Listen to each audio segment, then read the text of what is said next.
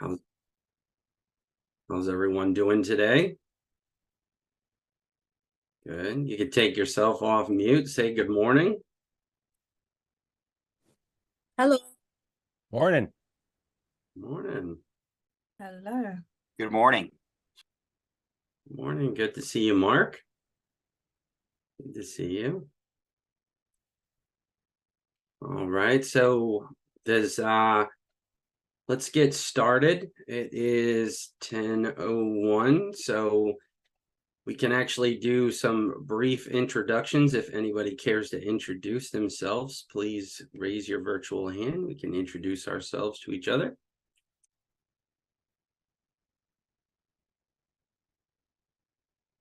Good morning, everybody. My name is Mark, and I'm a recovery coach professional facilitator. I'm the founder of Entheo Recovery Solutions.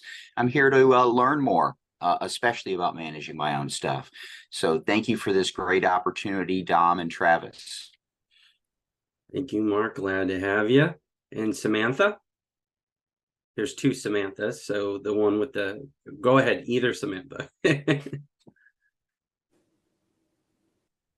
I'll speak then. So I'm a recovery coach.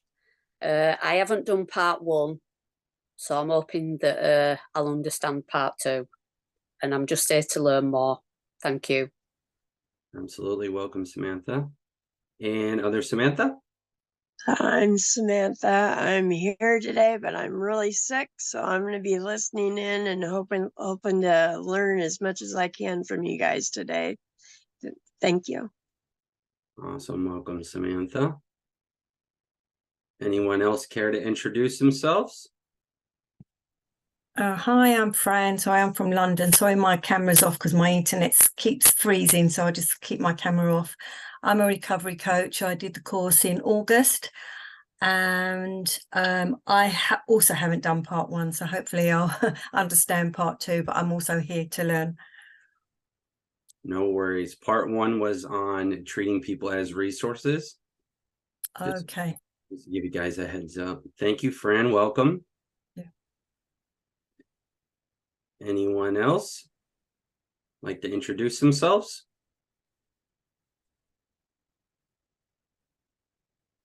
I'll introduce myself. Go ahead, Mike. My name is Michael Serrano, and I'm a person in long-term recovery. For me, that means I haven't used a mind-altering substance since October 1st, 2014. I'm the Facilitator Development Manager for CCAR's training team. And what else do you want to know? Do you have a format? That's it. Just brief introductions. Want to give everybody a chance to know one another. All right. Thanks, Mike. Glad you're here, buddy. You're welcome. Yep. Thank you.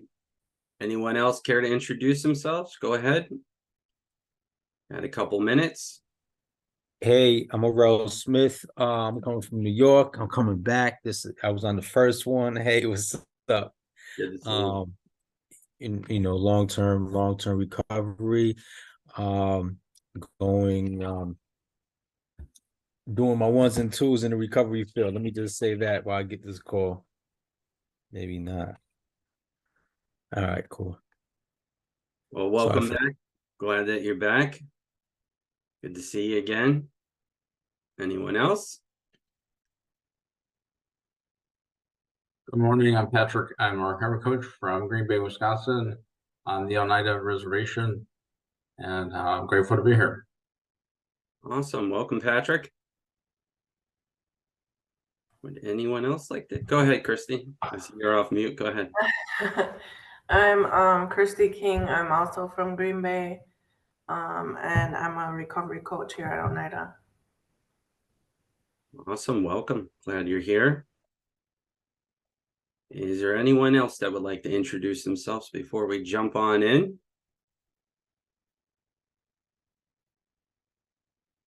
Going once, going twice. All right.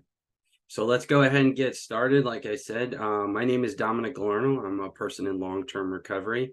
I am the lead facilitator for the CCAR training team.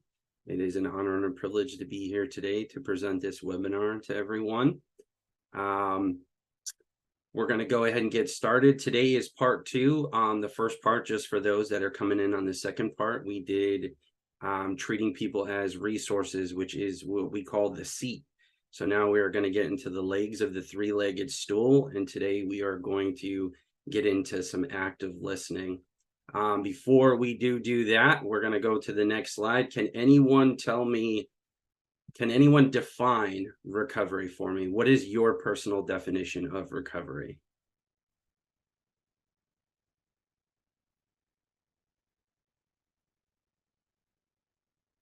Aurel. Yeah, for me, recovery is progressing or moving forward from some type of setback in life, whatever that challenge or setback might be. Awesome. Thank you, Aurel. Yeah. Anyone else? What is your definition of recovery? Don't be shy.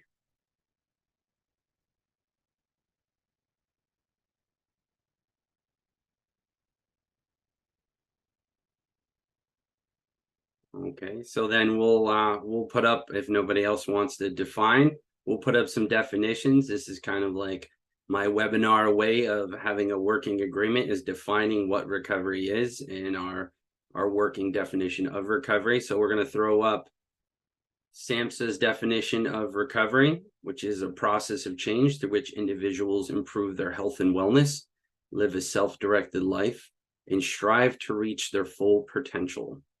So that's SAMHSA, Substance Abuse and Mental Health Services Administration. And here is CCAR's approach. You are in recovery if and when you say you are. Is everybody familiar with CCAR's approach to recovery? Any questions? Okay, then we will move on to the next slide. Oh, actually, well, that's okay. That's okay, Trav, go ahead. What did you need? So I was going to ask, so yeah, no, that's fine. I'm going to ask, can anybody tell me what the 4 fundamental principles of recovery coaching are? We kind of just gave you a sneak peek.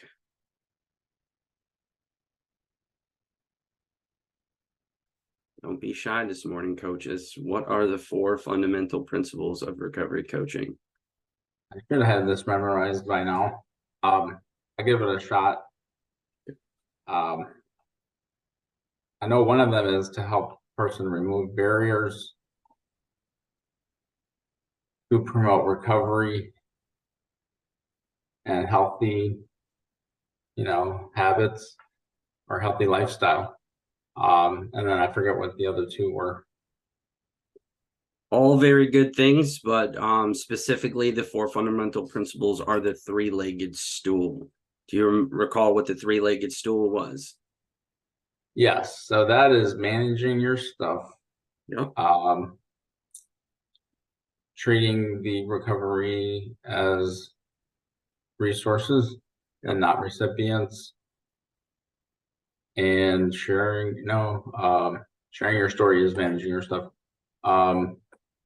I forget the third one. Okay. Good try though, Patrick. You did good. You got 2 of them. That was good. Samantha, I seen you take yourself off mute. Did you want to answer? I was going to say, asking good questions. Yep. Yep. Okay, so let's go ahead and jump to the next slide. So we'll give you a little breakdown. So the 3-legged stool is the fundamentals of recovery coaching, which is treating people as resources, listening actively, discovering and managing our own stuff, and asking those good questions, right? So last time we did treating people as resources, which is the seat. Today we're going to deep dive into listening actively.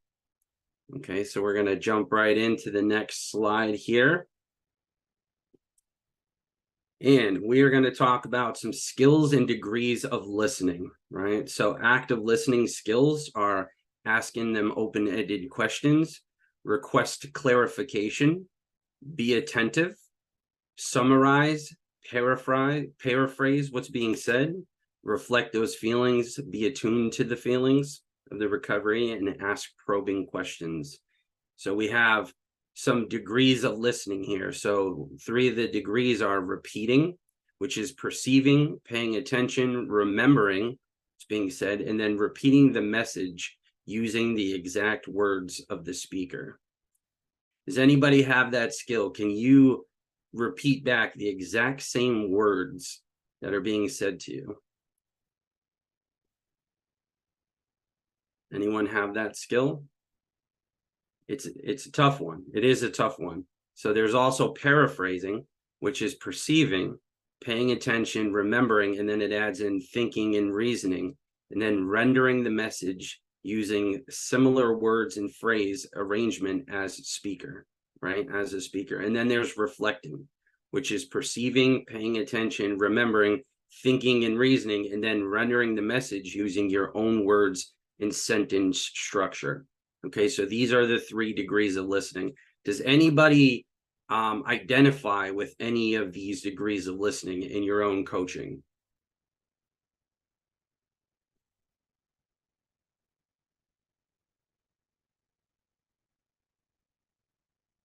Go ahead. Yeah, I identify with them.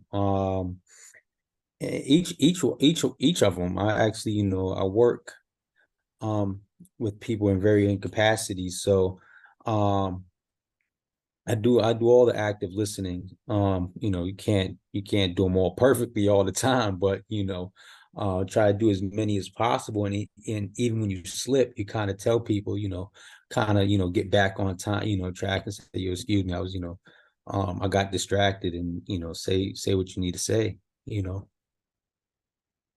Absolutely. Thank you, Aurel. Anyone else identify with any of these degrees of listening that we presented here?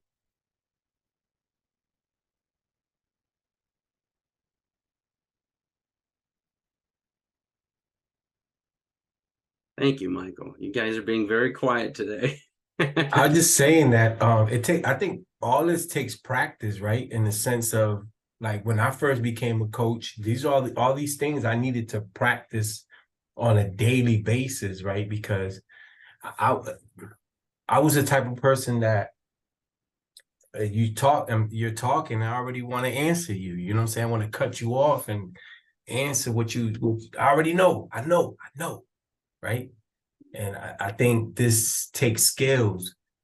We did a pilot for the RCA in Spanish, and one thing that people were having issues with was the listening part, right? Where I broke them out, and they're sitting and with partners in front of them, and then I put it to the test. I was like, I don't even think these individuals are listening to each other.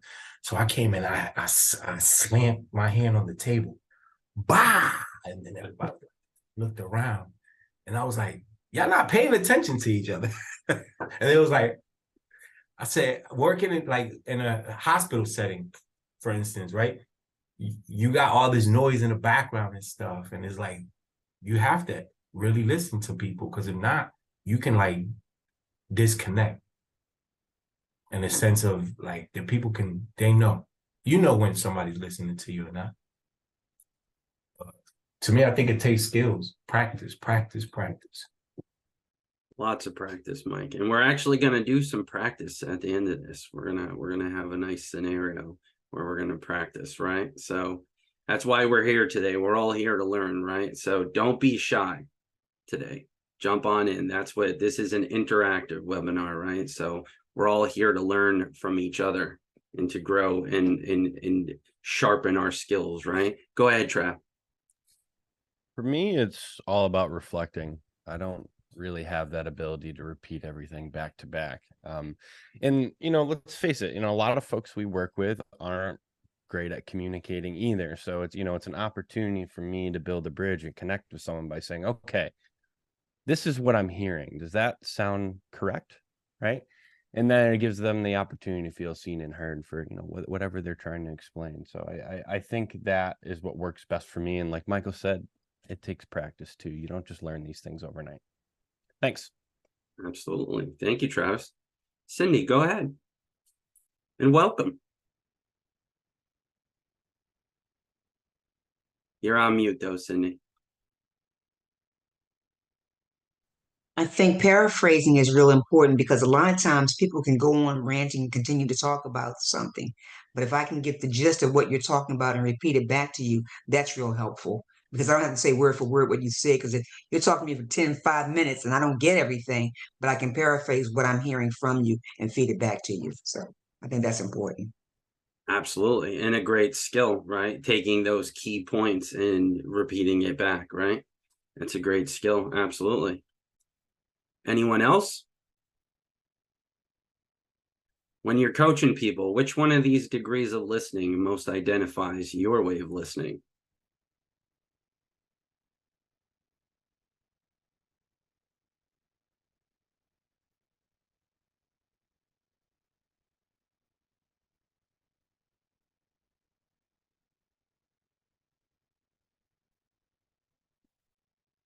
All right, we're going to do the awkward silence. There we go. Patrick, what do we got?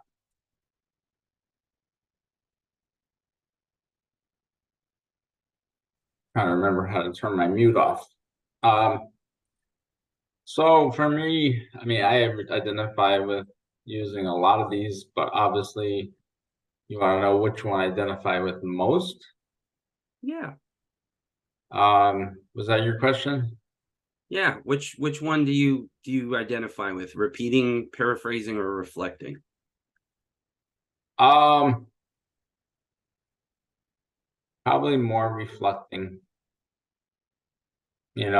just summarizing and reflecting and then recapping and reassuring. I do a lot of that. I do a lot of identifying with relate. If I can relate to the person, I share that a little bit about that and then I listen. So it's a lot of also asking for their feedback and asking for more, more input, like what they feel brought them to recovery and what they're hoping to get out of recovery coaching. Absolutely. Thank you, Patrick. Anyone else? Aurel.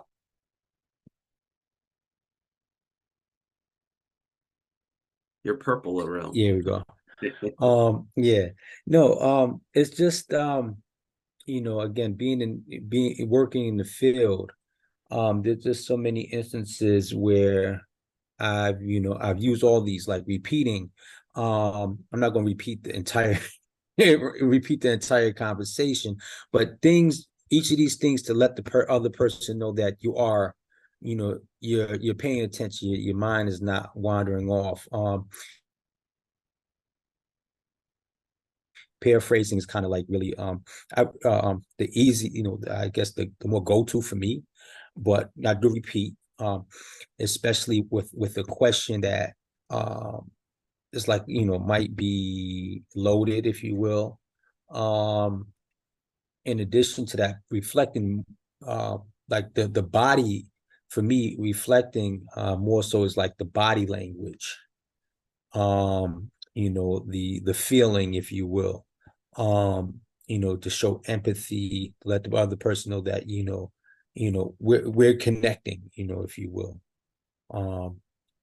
So I use all of these things because they do have some type of purpose. Do you use them all at the same time? Maybe not, again, but the whole goal is to let the other person know that they're being heard, though, for me.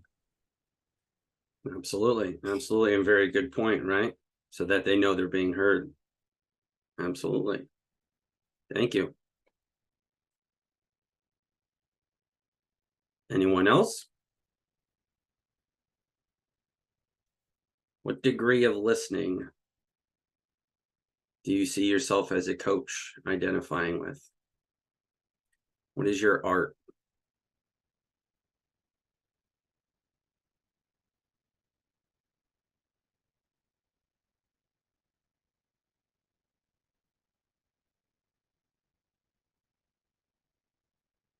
Don't be shy. Can you hear me, sir? I can. Go ahead, Bob. Okay, so I'm sorry I'm late. I had a problem logging in, so I apologize. Bob Moore is my teacher here. He's the one that has got me into this program. My name is Troy Thatcher, and I take interest in doing this course.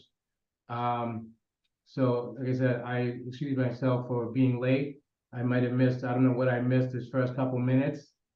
But I was just hoping just to get some information on what this course offers. You know, I have a recovery coach myself. I'm over here at Martha's Vineyard. I don't know if you're familiar with that, but and my recovery coach, I meet with him once a week, and he's really got me interested in becoming a recovery coach. There's a few things that I'm concerned about. I don't know my status I'm in right now. I'm currently incarcerated, so I was looking to maybe take this course and become a recovery coach once I get out of this facility. I don't know how it actually works. My teacher and I, Bob, we had a few questions because I got some information on this course here, and they actually have a class that's going to be running at the Cape Cod Community College. But the only thing we are not exact sure is what the time schedule is. And I just didn't, and I saw this website. I was looking up on the computer a few weeks ago, saw this webinar.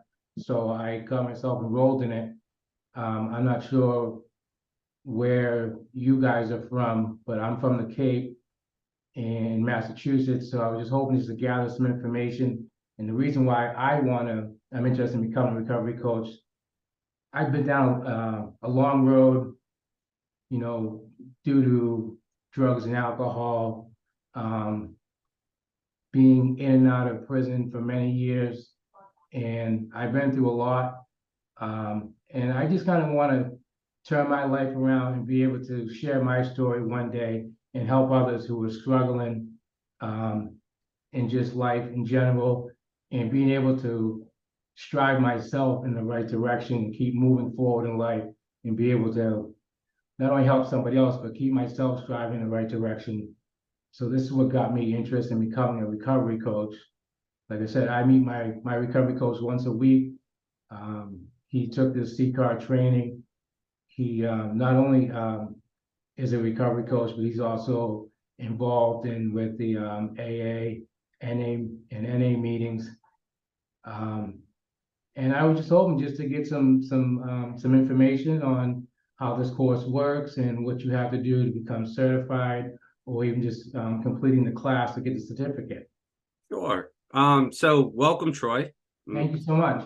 Glad you're here. So this is a webinar.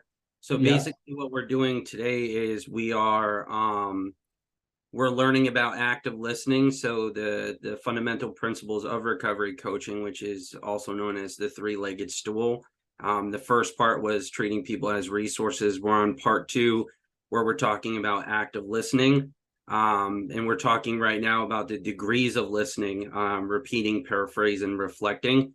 If you do want to get signed up for Recovery Coach Academy or anything like that, you can private message. I actually have my production manager here on site. So if you want to reach out to Travis, he could probably get you some more information. See, he's reading my mind. He's putting it right there in the chat for you.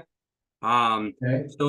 So we're gonna move on the slides. If you wanna, let me ask you this. So you said that you're interested in being a coach. Which degree of listening that you can see right here, repeating, paraphrasing, and reflecting, which one of these do you identify with the most, or which one do you feel that you have a skill at? Are you good at repeating the exact same thing, using similar words, or are you, good at paraphrasing? Are you good at reflecting when somebody's talking to you and kind of using your own words and sentence structure? How do you feel as a coach? Which one do you identify with? So I'm looking at it now, and I would say I could identify with thinking and reasoning. Okay, absolutely. So which one specifically? The reflecting or paraphrasing? This is paraphrasing. Paraphrasing, okay. So when you're I didn't look at the reflecting one. Let me look at this one here. Okay, perceiving, paying attention, remembering, thinking, and reasoning. So yeah, on the reflecting, I could say I could relate to remembering. remembering, okay, awesome, awesome. Good, well, thank you, Troy, and welcome to the webinar, and Thanks for having me. absolutely. So we're gonna keep moving on the slides, and if do you know how to use your virtual hand? So if I you want do. to answer any of the questions, just throw up your virtual hand and I'll call on you. All right, thank you. Awesome, and welcome, Bob. I see Bob in the background. Welcome to you. Glad you Good to guys hear. came to join the webinar. Thank you so much. All right, was there anybody else that wanted to okay, we're already on the next slide, never mind. Okay, so I'm gonna read this to you here. So paying attention, right? These are the 6 keys to active listening, which was this exhortation was taken from the Center of Creative my apologies. Learning. Center for Creative Learning. Yes. Center of Creative Learning Leadership, actually. It was the Center for Creative Leadership. What do I know? Yeah, it's okay. So we're gonna do first one here is paying attention, right? So one goal of active listening is being an effective listener, is to set a comfortable tone that gives your coachee an opportunity to think and speak. Allow some wait time before responding.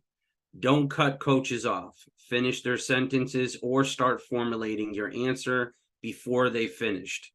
Pay attention to your body language as well as your frame of mind when engaging in active listening. Be focused on the moment. Make eye contact and operate from a place of respect as the listener. Okay, so my first question with paying attention are, what are some ways that you show your recovery that you're paying attention? So when you're coaching somebody, what are some ways that you show them that you're paying attention? Cindy. Looking them in the eyes and nodding and letting them know I'm acknowledging them that they're talking to me. By shaking my head or leaning in forward to let them know that I'm paying attention to what they're saying. Absolutely. Thank you, Cindy. Anyone else? What are some ways that you show your recovery you're paying attention? Samantha. An open stance, as far as being open with your body. Okay, so not being like standoffish. Yeah, just kind of being open, I don't know how to say it right, but just being open with your body and not being tight and crossed-armed or anything. Absolutely. Body language is a very big part. Absolutely. Anyone else? What are some ways? For me, I would say, like Cindy said, making eye contact with the person and responding back to what they are speaking about. Lets them know that you're listening because you're hearing what they're saying. Absolutely. Thank you, Troy. You're welcome. Anyone else? What are some other ways? Lisa. Good morning. Good Yeah, morning. so I think it's really important not to multitask. So we sort of get in this culture of trying to, it's the phone, right? And so, or somebody's walking by, or, so it's like really being present and showing them your phone's away. You're not looking at what's behind them, and that they have your full undivided attention. And I liked what Troy and others said. And certainly when you're focused like that and they see that you have no distractions, that you are able to reflect back to say, oh, so what you're telling me is, so they know you're engaged. So to me, no distractions, really minimizing that so they're not interrupted and they know they do have your full attention. Absolutely. Thank you, Lisa. And that one is huge. That's huge, right? In the world of technology, and we're more and more advanced, right? And not paying attention to somebody shows that you're not actually listening and can be a really big distraction and also a turnoff for the recovery, right?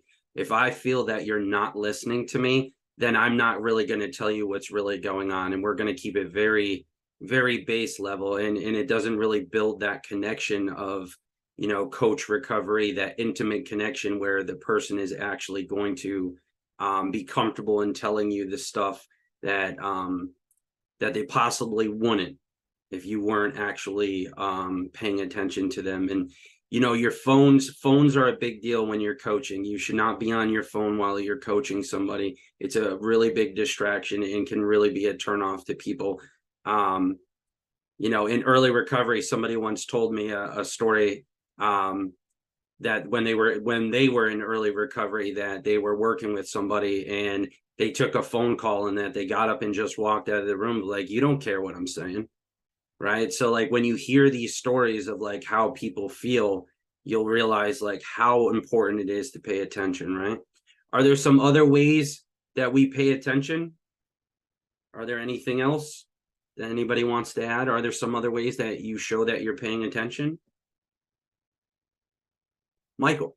Yeah, I was just thinking it's a good idea to when you're talking to somebody and for some reason or another you do get distracted, right? You can turn around and tell the person like, "Oh, I'm sorry, I just got distracted. What was it that you said? Can you repeat that?" And bringing it back to that person. Because I think if you do that and just instead of saying, "I didn't really hear what this person said, but I'm gonna act like I just did," right? And just try to play it off and stuff. I think the person will have more respect and more trust if you do that, right? In the sense of, oh, they really is paying attention to me because I just seen that they did get distracted and it brought it to my attention that they got distracted. Now I seen something outside and I'm like, yeah, and just keep on talking, right? Right. And again, it's practice, right? And one thing, good way to practice this is maybe at your dinner table with your family, right? With kids. Put your phone down and have them put their phones down and have a conversation and practice those skills there. Absolutely. And practice makes almost perfect, right? I don't like that saying makes perfect. Practice, what is it? Practice prepares. No, how is it? Something about poor performance with practice. You know what I'm talking. Y'all know what I'm talking about. Yes, practice prevents piss poor performance. Exactly. There you go. I knew somebody was an expert here. That's so practice prevents piss poor performance. I like that, Earl. I like that. So you had your hand up, Dora. Earl. What do we got? Yeah, one thing, and what came to mind when Mike was talking is that don't and yeah somebody to death. Actually, like you said, paraphrase. Take snippets of what they're saying to repeat back to them. Again, in paraphrase or literally, let the person know again that you're attentive to them. And show do things to show that you're attentive. Just don't shake your head, nod your head. You can do that, but again, verbal affirmations or confirmations is good as well. Absolutely. Thank you, Aurel. And you know what? I've actually heard of that before. So it's actually called the 5 Ps. I forgot about that, but I've actually heard that. So Mark put it exactly how it is. Proper preparation prevents poor performance. I've actually heard about that before. The 5 Ps. That's right. Good. Thank you, Mark, for that. That's exactly how I'd say. But I did, Aurel, I liked your approach on it too, though. I did. I like that one too. It was good. So those are some ways, and it's so important to pay attention to our recoveries. Like I don't know about anybody else, but did anybody else ever feel unheard? And if you're not paying attention to the person that's really like spilling it all to you, and I love Mike's approach too. We're human, right? So like if we get distracted, just be like, my bad, man, like I got distracted. Just being honest, like, can you repeat that to me? Like, you know what I mean? And just being honest, I think authenticity, being authentic is more important than pretending, doing, Travis said it, with the smile and nod, like you heard everything they're saying, but you didn't actually hear anything. And that's the degrees of listening, because how can you reflect or paraphrase what's being said if you have no idea what's being said? right? So we can't actually practice those degrees of listening if we actually weren't listening. So, you know, that honest approach is definitely more helpful than just being like, oh yeah. You know, that doesn't really work out too well. So withholding judgment, right? So this is the second part, is active listening requires an open mind. As a listener and a leader, be open to new ideas and new perspectives and new possibilities when practicing active listening. Even when good listeners have strong views, they suspend judgment, hold any criticisms, and avoid interruptions like arguing or selling their point right away, right? So what are some ways that you withhold your judgment as a recovery coach?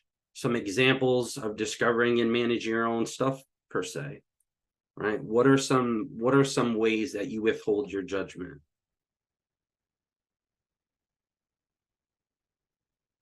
I know it's a hard question. Think about it.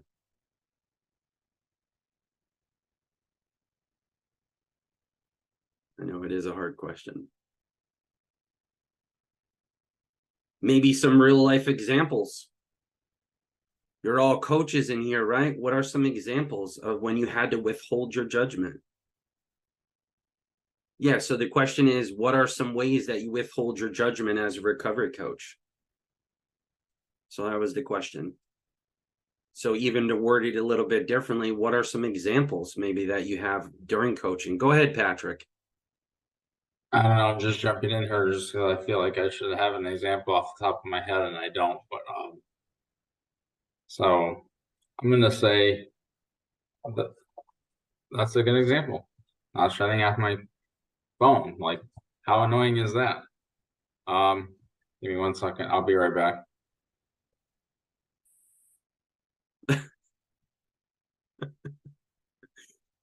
That's okay. It's okay. Go ahead, Aurel. Yeah. One is to kind of engage, and actually I actually came across this recently in a book called Coactive Coaching, right? In one of the classes I'm doing for my degree, and really just and just coming into the situation as a learner, where, you know, a lot of times we might have our reservation, we might have our, you know, preconceived notions or whatever, but come into the situation as an authentic, genuine learner. And so that there might be things that you learn and might be dispelled by the person as you're going along with it, so yeah, just how you say, just suspend disbelief, if you will, so you can go into the situation where you can actually learn something. Absolutely. Thank you, Aurel. Patrick, it's okay. You were authentic, man. Let us have it.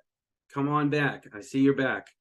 Thank you. No, that was something that actually happened during my RCP interview. So just maybe that's a good, back to the active listening thing real quick. That would be a good thing to remember to do, is turn off your ringer on your phone if you're in an office like this, because that's really frustrating and annoying. But withholding judgment, I mean, yeah, that's a tough one. I was gonna say, like, when, you know, somebody doesn't seem like they're being committed to the recovery, and they say they are, and, you know, we are supposed to be truth tellers, right, and help them create discrepancy. If they're doing things that are contrary to what they say they're trying to accomplish, then you know, sometimes that's touchy. You know, I've definitely had blunders and bloopers with that one, like, you know, judging somebody and trying to withhold that judgment, and, you know, maybe not doing it so gracefully to the point where they actually got upset at me and they were like, you know, my recovery is important to me. And it's like, well, dang, that's not what I was saying, but apparently that's the way it came across. So Absolutely. Thank you, Patrick. And I'm glad you used develop discrepancy exactly the right way. And you'd be surprised how many coaches struggle with understanding what that means. and you used it exactly the way it should be. So kudos to you, my friend. It was a good job. Cindy, go ahead. Kind of like what Patrick was just saying, I was thinking the same thing on the same lines, but what I was thinking was that when your person is they're supposed to be in the recovery process and continue to relapse and relapse and relapse over and over again. And the judgment for me is, well, they're not trying to do what they're supposed to do, but I'm a cheerleader. That's my job, is to be a cheerleader. I have to advocate for them. So I encourage them to kind of like continue doing the best that they can with what they have and meet them where they are is a real important piece of what I'm trying to say, because a lot of times my judgment is that you should be here, but you're not. But I have to hold that to myself, continue to work with them to get where they need to be and encourage them to get there. So yeah, the judgment piece is real important. Love that, Cindy. Well said. Well said. Troy, I see you trying to raise your hand. Give me 2 seconds and I'll call on you after WRCC.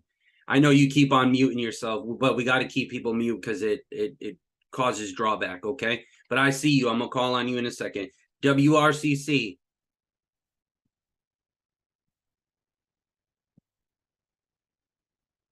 We cannot hear you. I don't know if that's John. Yeah, no sound. No sound, yeah. Just have you guys probably log out, log back in. Yeah, That'll well, usually Mantic, we fix it. can't hear you. Okay, so let them try to fix the audio. It might be best to log out and log back in. So go ahead, Troy, while they're trying to fix their audio. I'm going to let you go ahead. Go ahead, Troy. You're on mute though, Troy. So for me, I don't judge people when I first meet an individual, especially where the environment that I'm living right now, we get new people coming in every day, and the first thing people want to do is judge an individual and not knowing, who they are, anything about them. For me, I think it's important to really to get to know somebody and, and hear that person out. People are always so quick to judge people and point fingers and just say, consider that this person is a bad individual, not knowing anything about them. Like this, that old saying, don't judge a book by its cover. Like I said, in the environment that I'm living right now, I see people come through these doors every day, and I hear, different stories of what they did to get themselves in this predicament. But I always just give that person the time and the opportunity to tell me their story, and to let me know what got them to where they are today. And a lot of people, are innocent. People just assume that you're guilty just because you're being held in custody. So not only just in here, but even on the outside world, you really just got to take your time in a moment to listen to that individual and just see what they have to say. And because, people just judge people, by just could be by, what they're wearing, how they look, how they dress, how they act, how they talk, but like I said, for me, I don't judge anybody. I give that person the benefit of the doubt, and I, just want to get to know that individual. And it could be later down the road where if I don't like what I see, for me, I just, keep my distance. I'll still show you the utmost respect, and, keep it cordial and respectful every day. But, I think it's very important just to get to know somebody before you judge them. Absolutely. Thank you, Troy. And Travis? You're welcome. I always find that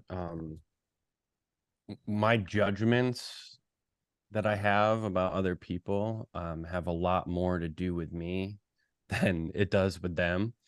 So I think it's about, really, for me, is discovering and managing. And I know that's a different day, but like, if I am really strong in my recovery and the opinions and the beliefs that I have, they're not going to be threatened by how someone else wants to proceed in their own recovery. So again, I think it comes back to me. My recovery has nothing to do with someone else's, right? And that's how I'm going to withhold my judgments from getting in the way of someone else's recovery. So thanks. Absolutely. Thank you, Trav. And that's important to remember, right? Like, because it says even when we're good listeners, you know, even good listeners have strong views, right? And sometimes if we allow our own personal recovery to basically, you know, have, like yesterday somebody mentioned like the criteria. If the criteria for recovery is my recovery, then I'm not giving anybody a chance to have a process of their own recovery, right? I'm not giving anybody a chance. So interrupting somebody or trying to argue and sell my point that like this is what recovery looks like, it doesn't actually, it's ineffective, and it doesn't help anybody to create their own process of recovery, because my recovery might not look like Travis's, and it might not look like Mark's. I see Mark here, right? Our recovery could look different, but the end goal is, you know, like when we were talking about defining recovery, is finding that path of like happiness and joy in our own life, and finding that path of like health and wellness, right? Like finding what works for us, and like in our lives, what is important to us. And like, you know, for me, my recovery is all about, I just want to be in a place where I no longer feel like I have to have a substance to feel normal. I just want to be able to feel without having to numb those feelings. That's really what recovery is, right? For me, like I just want to be able to feel without feeling like I have to numb myself constantly in order to live in this world and you know, function as a human being. So like that's really what it means to me. It's really not about what everybody else thinks is about. My recovery is specific to myself.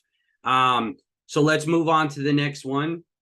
I know, I just noticed that too, Trev. So reflect. When you're the listener, don't assume that you understand your coachee correctly, or that they know that or that they know you've heard them, right? Don't make that assumption that they know that you heard them, right? Mirror your coachee's information and emotions by periodically paraphrasing key points, right? Some people talked about paraphrasing before. Reflecting is an active listening technique that indicates that you and your counterpart are on the same page, right? So paraphrasing and reflecting are very good skills to show that you are in tune with what the recovery is talking about. For example, your coachee might tell you, Emma is so loyal and supportive of her people, they'd walk through fire for her, but no matter how much I push her, her team keeps missing the deadlines, right? So this is on a leadership forum. To paraphrase, you could say, so Emma's people skills are great, but accountability is a problem, right? If you hear, I don't know what else to do, or I'm tired of bailing the team out at the last minute, try helping your coachee label their feelings. Sounds like you're feeling pretty frustrated and stuck, right? So you're doing that paraphrasing. This is what it sounds like, right? So my question would be, when you're coaching, what are some ways you reflect what's being said? Any examples or experience? Like, what are some examples of like you reflecting what is being said to you? And I'll take one hand. Does anybody have a coaching experience that they've had recently where they were able to use this skill?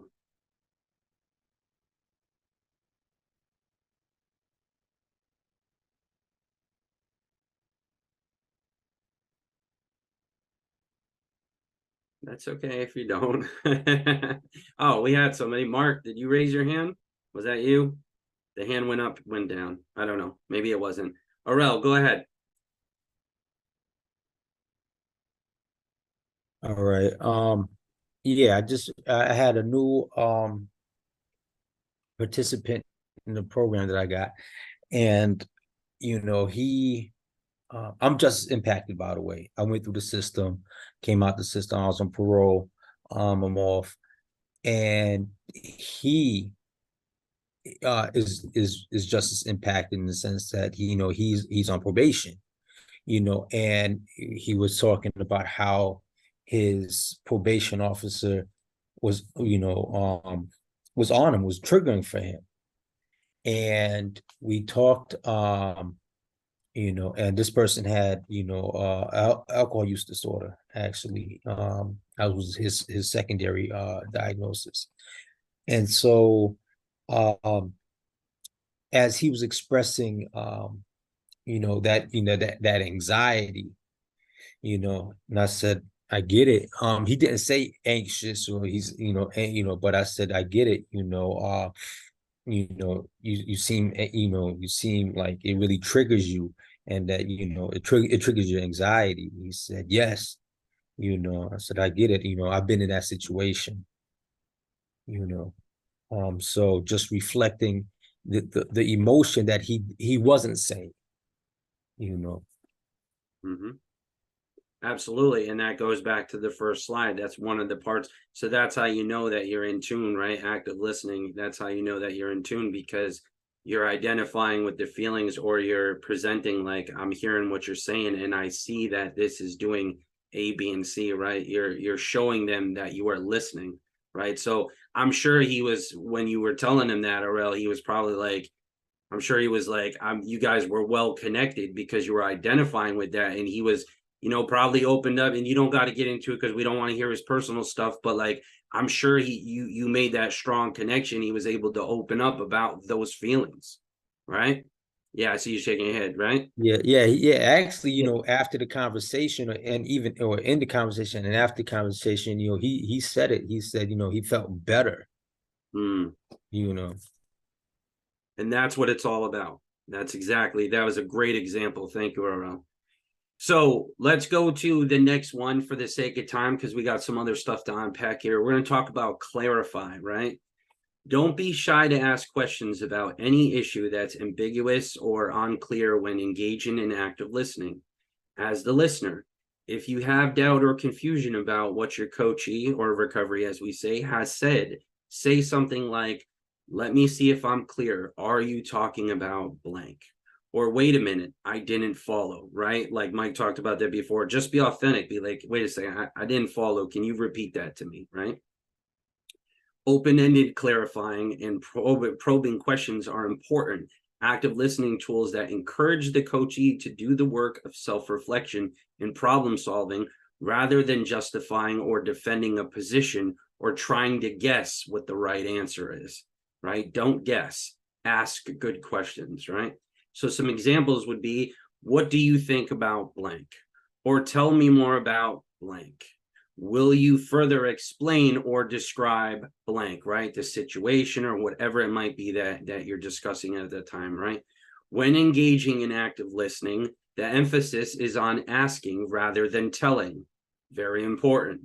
It invites a thoughtful response and maintains a spirit of collaboration. Great example is what Aurel just told us about, right? It maintained that spirit of collaboration. When you're engaging, you're listening, you're emphasizing on what they're talking about, rather than telling them what they're feeling. Ask them what they're feeling, right? Ask those good questions. You might say, what are some of the specific things you've tried, right? We always say that. What have you tried in the past? When people are like, well, that didn't work. Okay, well, what else have you tried, right? Ask those good questions. Have you asked the team or recovery that what your main concerns are? Ask them what their concerns are. Does Emma agree that there are performance problems? And how certain are you that you have the full picture of what's going on, right? Obviously, we're not Emma, and we don't really work unless you're a supervisor, right?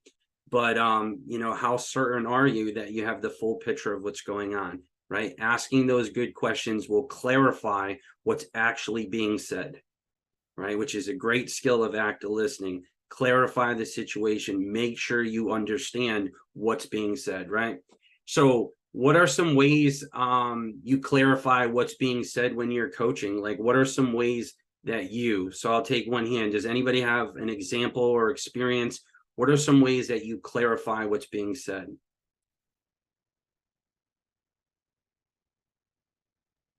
So one way would be like to kind of echo back what they're saying, but also like recap what they're saying at the end, like summarize it and say like like with the relationship, if it's somebody that's having a really toxic relationship, maybe they don't see it as toxic. Maybe that's my judgment as the recovery coach. Like, I wonder if they realize that this is affecting their recovery. Or maybe they do realize that and that's why they're talking about it. So maybe just say like, what are some of the drawbacks or what are some of the pitfalls that you see in this relationship?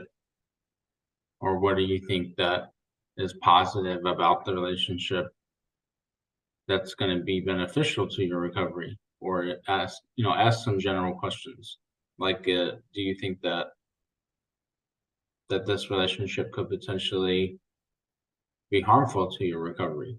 Maybe just kind of, I don't know, just get them thinking, to ask those open-ended questions and ask them if you're understanding it correctly.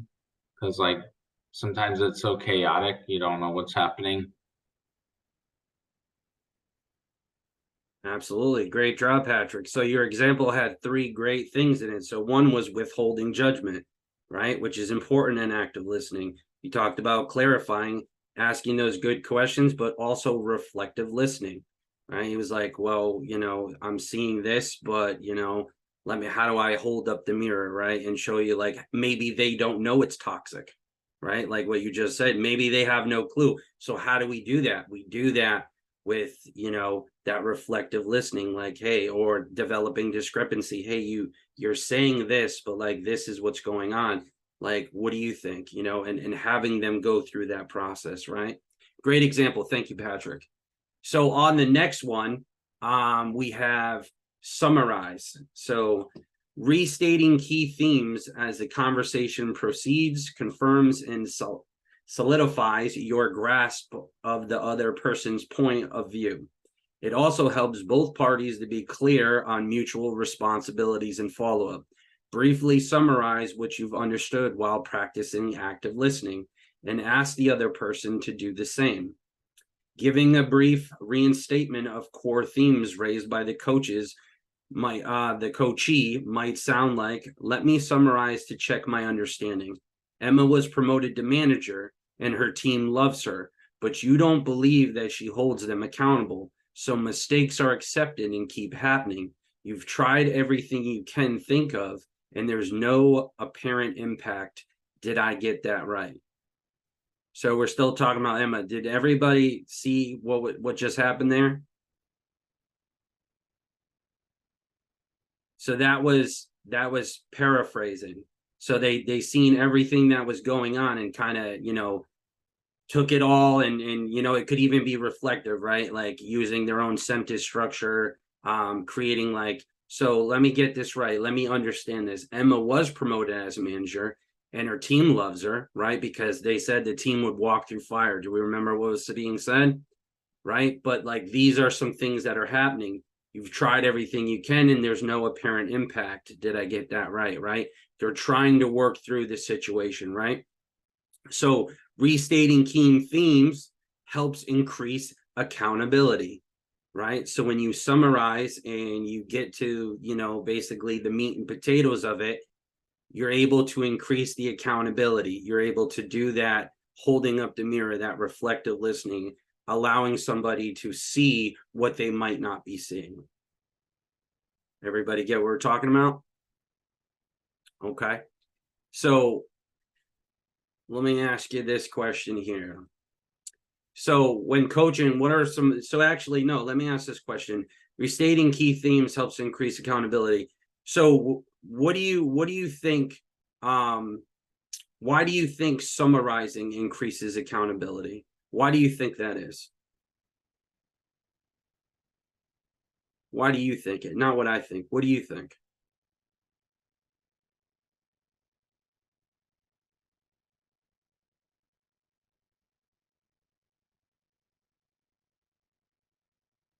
I would say probably because oh, sorry, go ahead, Cindy, you had your hand up.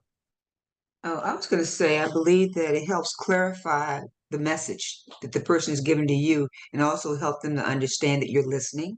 First of all, that you're listening and you do understand what they're saying. Secondly, whatever feedback I give you, I would like to hear the same thing coming back, that you're clear on what it brings clarity.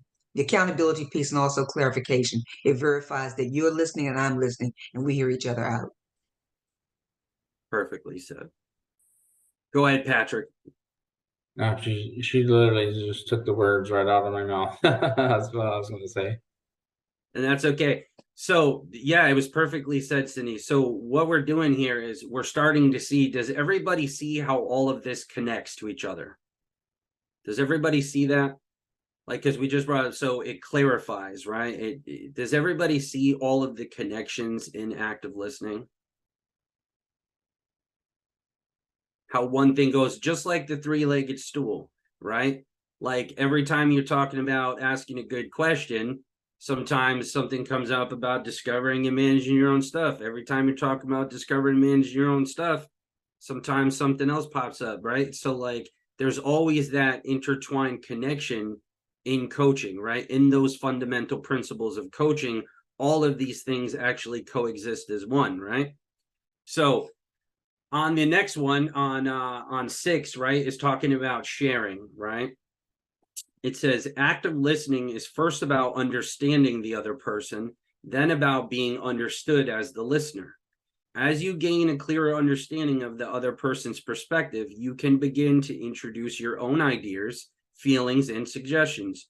You might talk about a similar experience you had, or share an idea that was triggered by a comment made previously in the conversation. How many times have we been coaching people that this happens, right? You talk about similar experiences. You talk about things that might have happened in, a previously conversation, right? You bring those stuff up, you readdress things, right? Once this situation has been talked through in this way, both you and the coachee have a good picture of where things stand, right? From this point, the conversation can shift into problem solving, right? What are we trying to do? We're trying to help them come up with their own solution or find their own pathway of recovery, right? What hasn't been tried, right? Somebody says, I tried the NA thing, it didn't work for me. Okay, what else have you tried? What hasn't been tried, right? Multiple pathways of recovery. Our understanding of multiple pathways is what separates us, right? What don't we know? If we don't know things, we don't know what we don't know. No coach is an island. We use other coaches. We treat people like resources because when we don't know something, we don't know it, right? What new approaches could be taken? If somebody's bucking at every single idea, ask them, well, what do you want to do for your recovery? How can I help you in your recovery? Right? That's where these questions come in, right? As the coach continue to query, guide, and offer, don't dictate a solution. Your coachee will feel more confident and eager if they think through the options and own their solution. Do you see where we're going here? When somebody owns their own pathway of recovery, it actually is more effective, right? When they come up with a solution, when you just help them to find the solution to what they're looking for, right? Used in a combination, these 6 active listening skills and techniques are the keys in holding a coaching conversation, right? The 6 keys of active listening are actually from the Center of Creative Leadership, right? So this is talking about leadership, but this is really, really important because these listening techniques are the keys to holding that coaching conversation, to actively listening, to basically this is the fundamental principles of recovery coaching, right? So here are some questions on the next one. Let's go to the questions real quick because we're going to get to our scenario. So here are some questions to ask yourself about your listening skills. Okay. So do I focus on what the person is saying while he or she is talking? Do I make judgments on what is being said? Do I listen carefully so the other person does not have to repeat the message? And do I carry on one conversation at a time? Do I ask questions without interrupting? If I am not sure I understand what is being said, do I believe I am a good listener? Do I assume that I know what the other person is going to say? Do I interrupt others when they are talking? do I focus on what I am going to say while the other person is talking? Something that a lot of us do, and it takes skill not to do it, right? Do I make eye contact when listening to the other person, right? That eye contact and body language.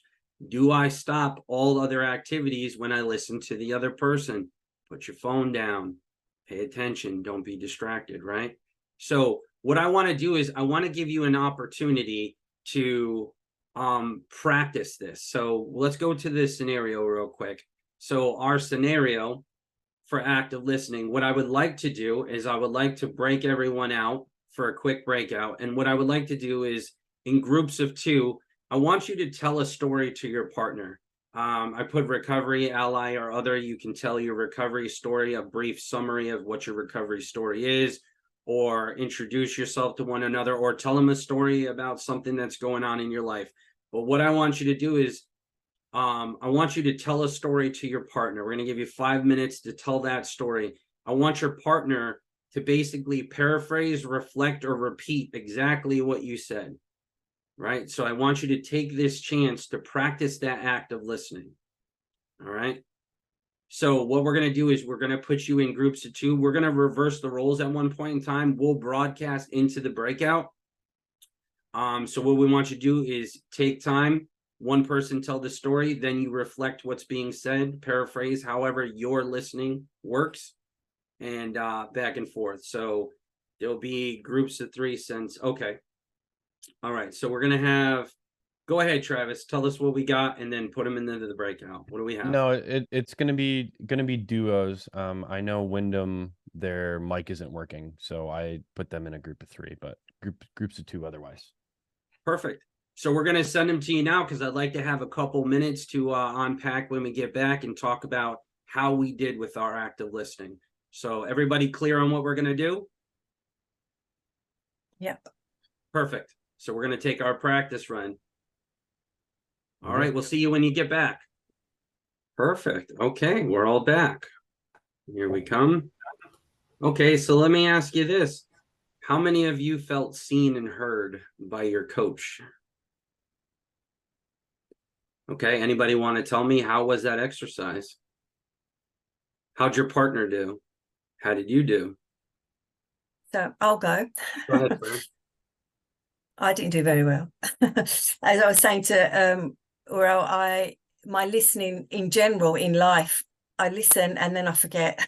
That's just general. I forget things really quickly. So again, it's about practicing, but I felt listened to, I felt heard. Yeah, it was a really good exercise. Thank you. And I love your candor. Thank you for being honest. Anyone else? Share what that experience was like. Go ahead, Aurel. Fran did great. You know, she just her own words critic. That's it. She did great. I felt heard. I felt heard. She repeated things I said. All right. Anyone else? How was your groups? Go ahead, Cindy. I was with Mark and we listened to each other and we became friends because I mean, and and it was really good because we had some connections where I live. He explained about an experience he had in this area where I lived at, and so we connected and we heard each other, and it was really, really, really good on both sides. Awesome. Thank you, Cindy. And I'm not surprised. Mark is one of my favorite people. I'm not surprised that you guys became friends. Anyone else? Share your experience with us. How did you do? How do you feel you did? Listening and reflectively listening or paraphrasing or, using your skills of listening. How do you feel you did?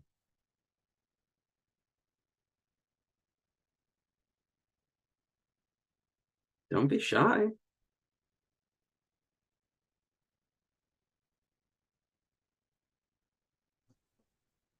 Go ahead, Troy. Can you hear me now? I can. Okay, so one thing, I apologize. I'm not sure how to do the wave symbol to get your attention, so I just keep unmuting it. How do you do that? So I can know that I'm looking to speak to you. It's the little reactions button on the bottom, looks like a smiley face. If you click on it, it'll have the raise hand. But no worries, we're almost done anyway. So tell me, how was your Okay. experience?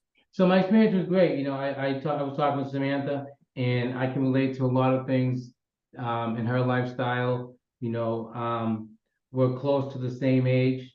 We both, have children, grandkids, and growing up, she was telling me about her family and her parents, their lifestyle, and it's kind of sounding like the same lifestyle that the mother of my kids lives. But the one thing that I could really identify with her is isolating. She said she used to isolate herself, and she would use drugs and alcohol to kind of numb the pain. And I used to do the same thing. And I really understood her where she came from, because for a lot of us, it takes a lot of courage and heart to reach out and ask for help. And a lot of us fear that. Like for me, for many years, I didn't want to swallow my pride and ask for help. I always thought I could do it on my own, and doing it my way didn't work out. So I can relate to her with that on that part. She seems like a real nice person, and I could relate to the way that she lived her life. We had a lot of things that we could relate to. It was a good talk. Awesome. Thank you, Troy. You're welcome. Mark, go ahead. Hey, thank you, Dom. One thing that makes the process a lot easier is when you really like someone. When you make that connection, and when you really want to listen to what they're saying, when you believe in them. And like in this particular breakout, it was too short. Like, I could have went on with Cindy for a long time. She's doing some very valuable sacred work, and the interesting coincidence turned out to be is that I served time in prison in the town that she's currently living in. And for something like so like that to happen, and then for her to go in to explain to me how that she wanted to help people that were in prison and to help people that were released, I could have listened to her for hours. Just really honored to be in the group. And as she mentioned, there are no coincidences. Everything turns out the way that it's supposed to. But I'm absolutely honored to have been able to listen to Cindy and hear all the great stuff that she's doing. And I commend her on her 32 years of recovery. Absolutely. Thank you, Mark, and congratulations on your 32 years of recovery. That's awesome. How about my other group? Got a couple minutes. There's 4 people that didn't share anything.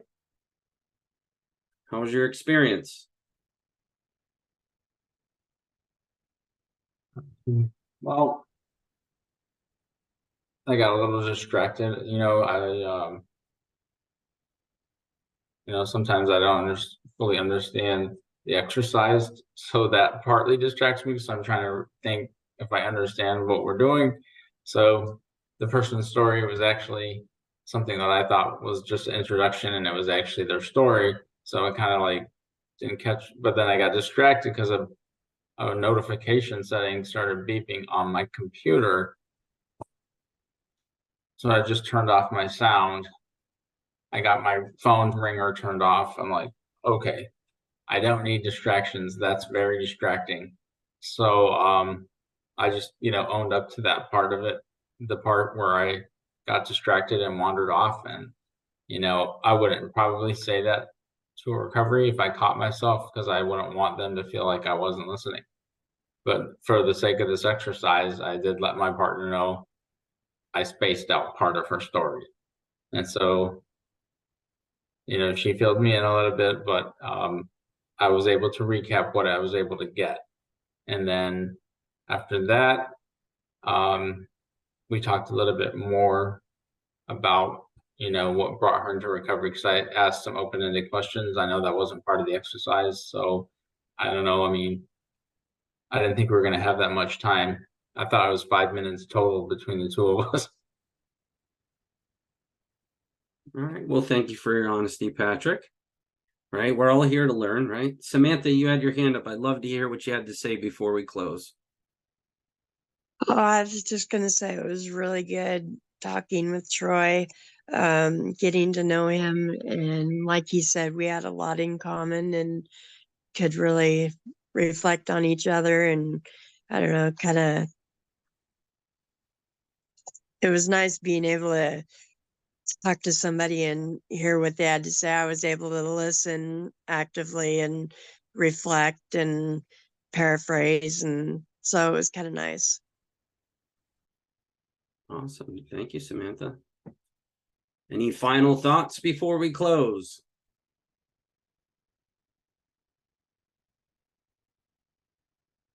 Okay, well, I thank you for being here. We will have part 3 of this stool coming up soon, which will be asking good questions. Not next month, I think December, right, Trav? I think we're going to be doing it in December. Correct. If you'd like to come, we're going to do asking good questions. This whole webinar series is created for us coaches to practice these skills that sometimes being out in the world, we get a little rusty on, believe it or not, as coaches, right? We get a little rusty on things.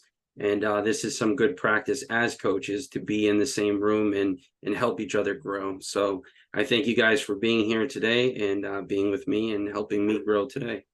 Go in love and light. Have a beautiful night. We'll see you soon. Thank you for a great Thank you. webinar, Dom and Travis. Thank Thank you, you, Michael.